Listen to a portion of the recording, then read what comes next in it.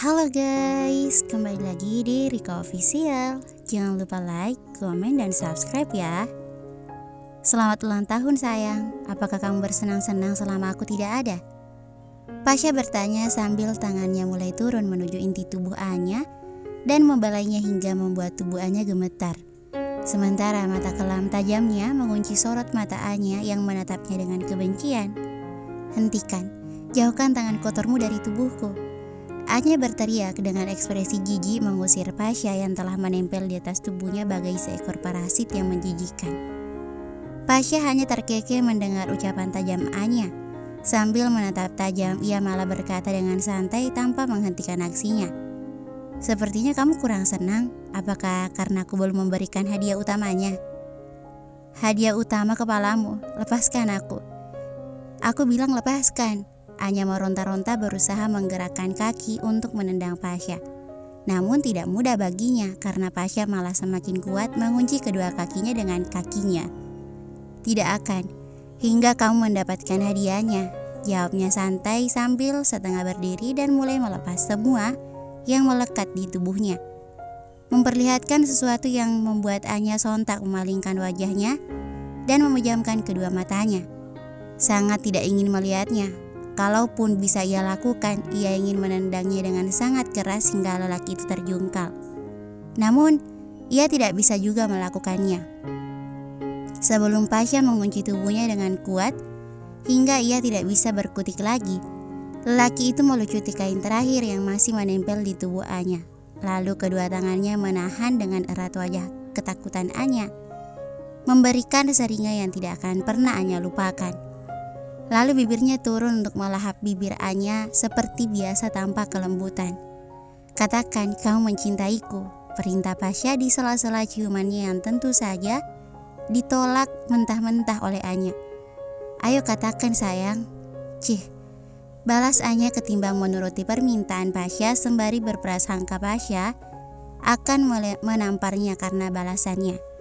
Tetapi lelaki ini malah membalasnya dengan ciuman beringas tanpa henti, hingga membuat bibir Anya bengkak, terluka dan mengeluarkan darah.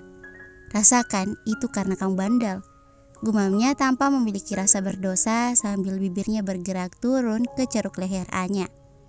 Sementara itu kedua tangannya tak henti-hentinya membalai setiap lekuk tubuh Anya yang menggeliat karena terus memberontak. Tapi aku suka dengan cara memberontak sayang. Kamu tahu, semakin keras kamu melawan, kamu hanya akan membuatku semakin bergairah, ujarnya lagi. Kali ini semakin memaksa Anya menerima kenyataan bahwa lelaki itu telah bergerak di atasnya. Menyeret Anya masuk ke dalam dunianya dan membuatnya tak berdaya lagi.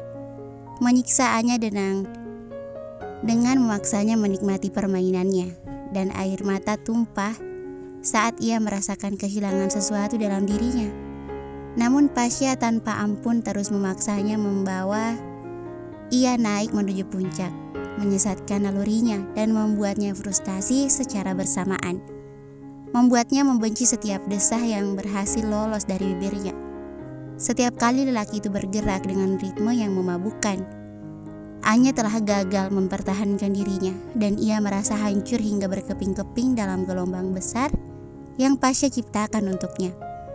Lalu mengakhiri babak pertamanya dengan erangan panjang kenikmatan setelah meninggalkan sesuatu dalam dirinya.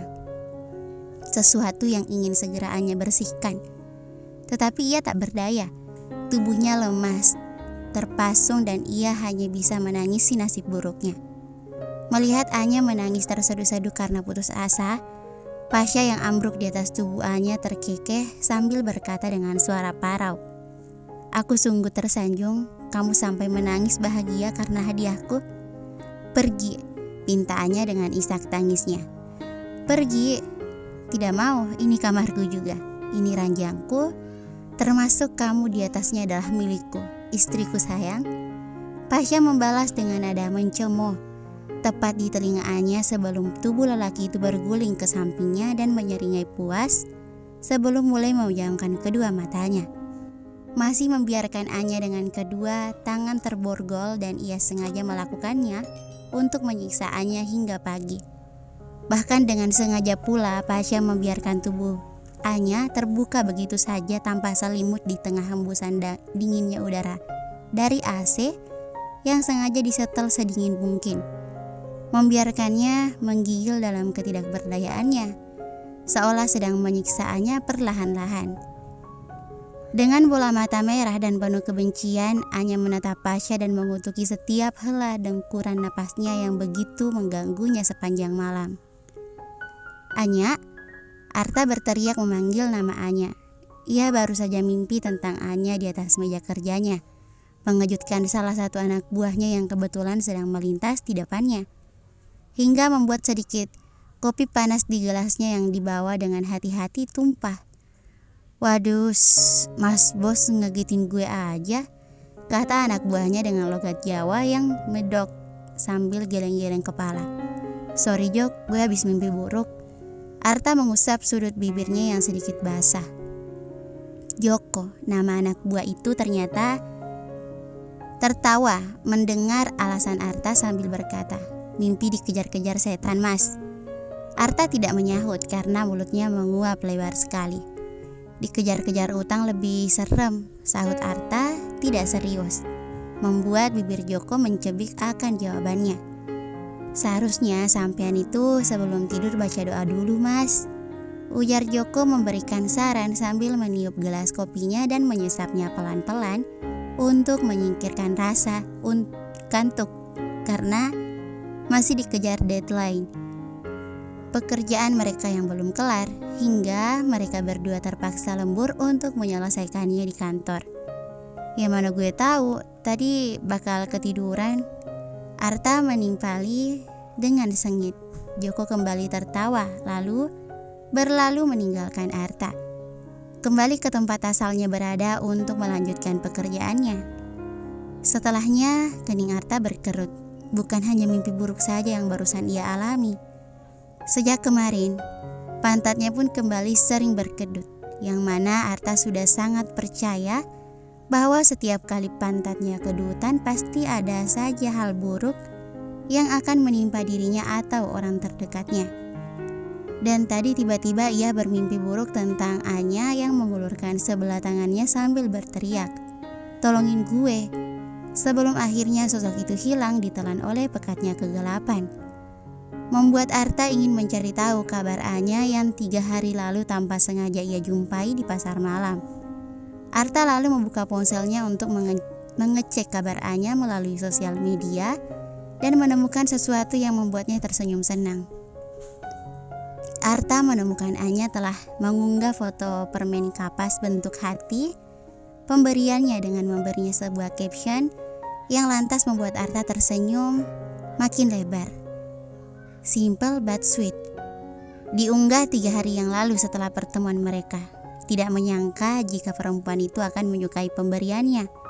Permen kapas yang sengaja ia beli diam-diam tanpa sepengetahuan Gita, hanya demi melihat seulah senyum manis dari Anya yang ia rindukan dan ia mendapatkannya. Alih-alih membubuhkan komentar, Arta hanya memberinya tanda menyukai, mengingat kembali pertemuan mereka di pasar malam.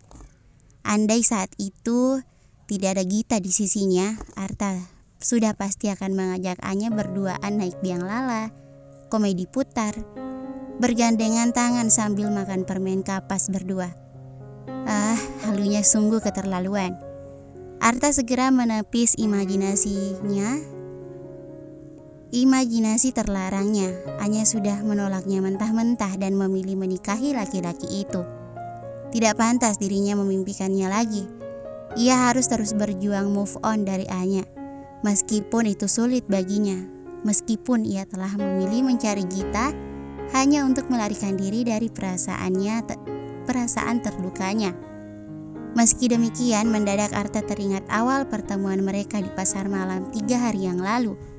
Wajah cantik Anya malam itu tampak suram, seolah sedang menyembunyikan sesuatu di balik senyum tidak normalnya. Bibirnya tersenyum, namun sorot matanya seolah berlaku sebaliknya. Memikirkan soal Anya masih saja membuatnya gelisah, apalagi tadi baru saja ia bermimpi tentang Anya yang memintanya pertolongan. Tetapi alih-alih mencari tahu, Arta lebih memilih tidak peduli atau tepatnya berusaha keras untuk tidak peduli lagi.